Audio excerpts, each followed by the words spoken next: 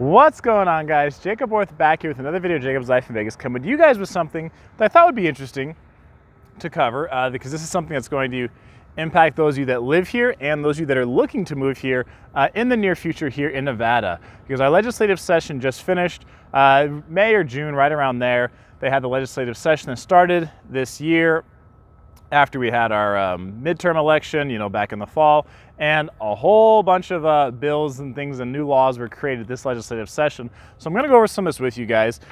This article, I'll link this article down below because I think it's 131 or 161 different laws it listed out. I'm definitely not reading you all of them. Just tried to grab some that I thought might be pertinent to you, some people had asked about. There's a whole bunch of other categories and other laws to look at that are important. These are just some that I grabbed that I thought might be interesting, or some of these maybe even a little humorous to you to hear. But I'll read you guys to give you guys an idea, the first paragraph here. This says, the Nevada legislature passed nearly 700 bills and resolutions during the 2019 session, from raising the minimum wage and overhauling dozens of criminal justice laws to revamping the state's 5-decade-old education funding formula and more. So this says, as of June 13th, Governor Steve Sisolak had signed 607 bills and vetoed just 2. So pretty much if it made it to his desk, he was signing it.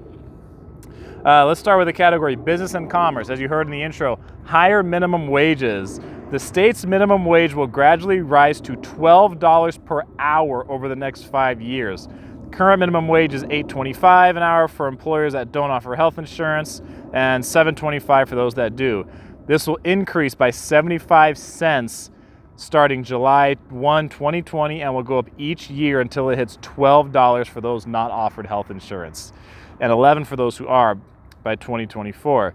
Not only that, but lawmakers began the process of amending the state constitution to set a flat minimum wage for everyone, regardless of health insurance, at $12 per hour, and to give the legislature the power to raise the minimum wage in the future. Assembly Joint Resolution 10 must be approved again in 2021 and then go to the voters before it takes effect. So minimum wage is going up here in Nevada. That's not one that's going to affect the big casinos and stuff a whole lot. That's going to affect the mom and pop and the small businesses a lot more because they don't have the same kind of capital and the same kind of money that the big casinos have. Plus, all the big casinos are already paying higher wages because of union contracts and things like that. So that's going to be happening, the minimum wage going up here. Let's see, insurance for minimum wage workers. Employers will be required to provide a minimum level of health insurance to workers in order to pay them the lower $7.25 per hour minimum wage. Now let's go to campaigns, elections, and voting. Here's one for campaign reform.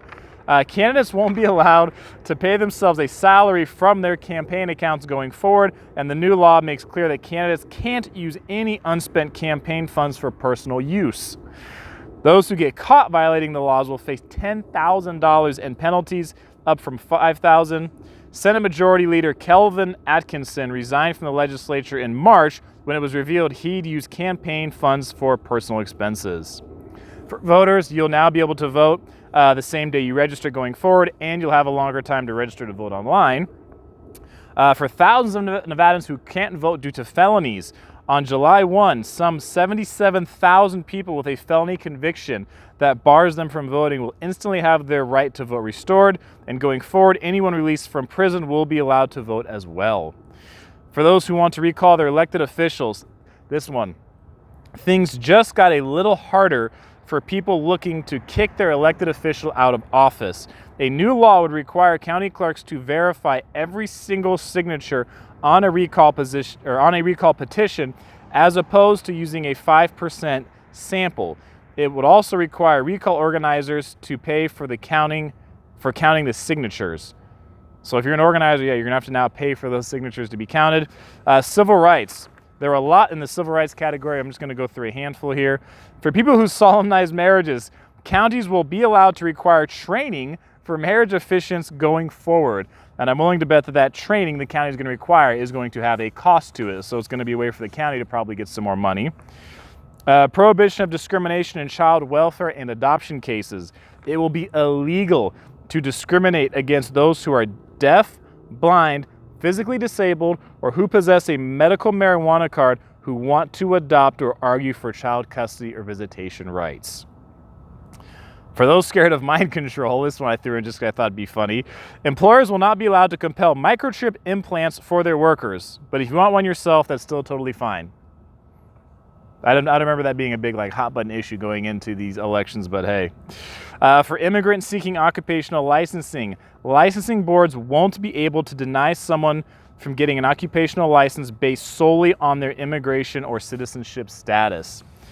Clear your marijuana possession convictions. If you were convicted of possession of less than an ounce of marijuana in the past, the amount that is now legal to have, you can ask a court to seal that conviction so it won't show up on your record anymore. Community service instead of court fines. This is one for judges. A judge can now offer to let someone who can't afford to pay their fines to instead perform community service.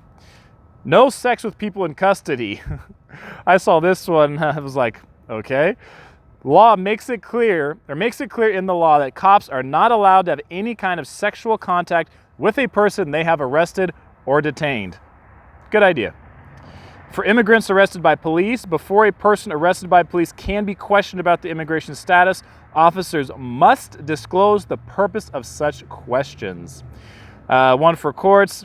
This says more judges for shorter wait times. Clark County will be getting 6 new family court judges starting January 4th, 2021.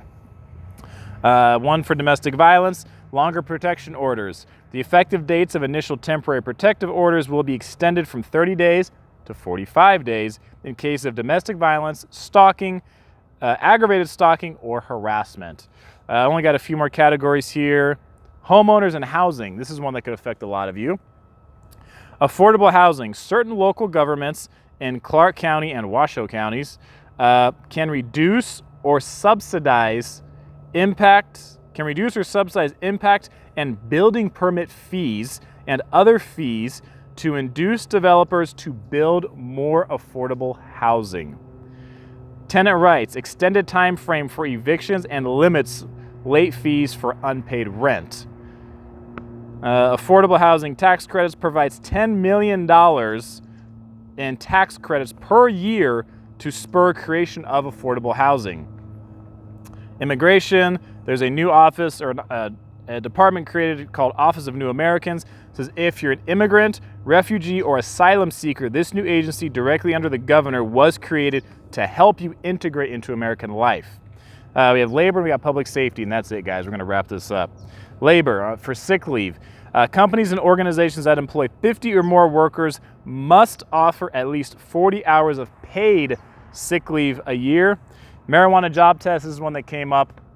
Some people asked about this when this was in the news a couple months ago. Starting next year in 2020, it will be illegal for an employer to refuse to hire you just because you tested positive on a pre-employment test for marijuana. This new law doesn't apply to firefighters, doctors, and those who drive vehicles for a living. And the last part, public safety. First responders, enhanced criminal penalties for people who commit certain crimes against first responders or their families. Gun owners, this is one that some of you had asked about, and I may do a separate video about this one. Omnibus measure bans bump stocks, created red flag laws to take away guns from those likely to do harm, enforces safe storage to keep firearms away from minors, drops the permissible alcohol level for possessing a weapon to 0.08.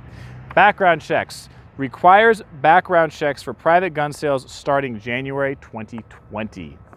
And officer training, the final one, requires peace officer standard and training or post, as is shortly referred to.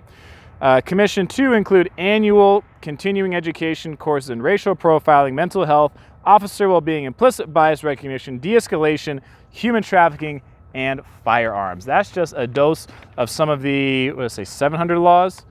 Nearly 700 bills and resolutions during the 2019 session. So those are some of the big ones. There's smaller ones that are only going to impact certain people or certain, components of life in Nevada. But those are some of the big ones. Some of the ones I just went through is like, okay, that I thought might be pertinent to you, might be important to people watching. So I want to hear what you guys have to say about some of these laws getting passed. Some of you have asked things about like marijuana, about firearms and things like that in terms of legislation here in the 2019 session. Tell me what you guys think about the laws. Please be sure to subscribe to the channel down below if you haven't done so yet. I want to hear what you guys really have to say about this topic. That's going to be it for this video. I am Jacob. This is My Life in Vegas.